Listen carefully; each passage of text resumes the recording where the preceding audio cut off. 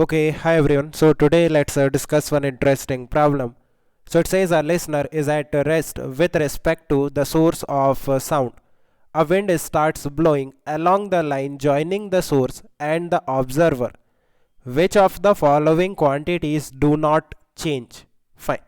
So we have a source of sound and we have an observer. There is no relative motion between source and observer. So no Doppler's effect, or you can say there will not be any change in the frequency. Doppler's effect आप कब देखते हो? जब there is relative motion between source and observer. जब relative motion होगा ना source and observer के बीच में, तब फ्रीक्वेंसी चेंज होता है. अगर रिलेटिव मोशन नहीं है देन फ्रीक्वेंसी में चेंज नहीं होगा. Right. Now you can see कि जो विंड है वो ब्लो करती है बिटवीन सोर्स एंड ऑब्जर्वर.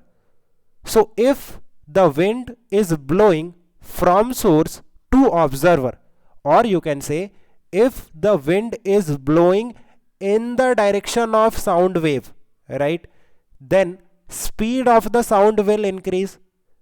और इसका opposite case किस तरह से होगा? If the wind is blowing from observer towards source, or in other words you can say wind is blowing opposite to the direction of motion of the sound wave. So उस case में जो speed of sound wave है वो decrease हो जाएगा. So we can say कि जो speed है वो चेंज होगा, जो स्पीड है वो चेंज होगा साउंड वेव का. So speed is simply frequency into wavelength. Now see from here frequency constant है. So if the speed of sound wave is changing then wavelength भी चेंज होगा.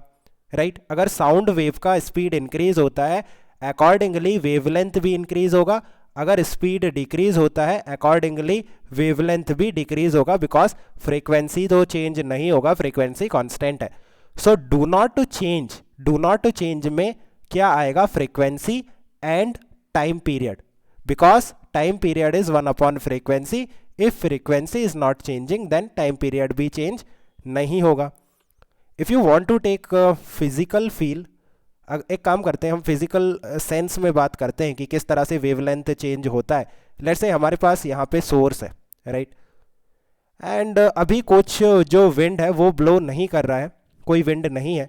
देन इस तरह से एक वेव प्रोड्यूस होता है, साउंड वेव आता है, राइट. लेट्स से ये जो पॉइंट है ना, जो फ्रंट एंड है इस वेव का, दैट इज ए. नाउ जब विंड ब्लो करेगा, लेट्स से जो विंड है वो सोर्स से ऑब्जर्वर की तरफ ब्लो करता है, देन यू कैन सी जैसे ही पॉइंट ए इस सोर्स से बाहर आएगा उसको एक एडिशनल स्पीड मिलेगा. एक काम करते हैं, ये जो पीछे वाला एंड है ना इस वेव का, उसे हम कहते हैं पॉइंट बी. सो अभी जैसे ही पॉइंट ए बाहर आएगा इस सोर्स ऑफ साउंड से, उसका जो स्पीड है वो इंक्रीज हो जाएगा बिकॉज विंड ब्लो कर रहा है, right. So it means and B के आने तक जो पॉइंट ए है वो यहां से और आगे निकल जाएगा बिकॉज इसका जो स्पीड है वो ज्यादा है. सो जब पॉइंट बी बाहर आएगा ना उस टाइम पे पॉइंट ए एक हायर डिस्टेंस ट्रेवल कर लेगा.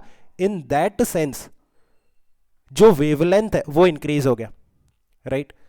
So I think you have got some physical feel. Let me know if you still have any confusion. Okay, guys, keep working hard. Best of luck. Bye.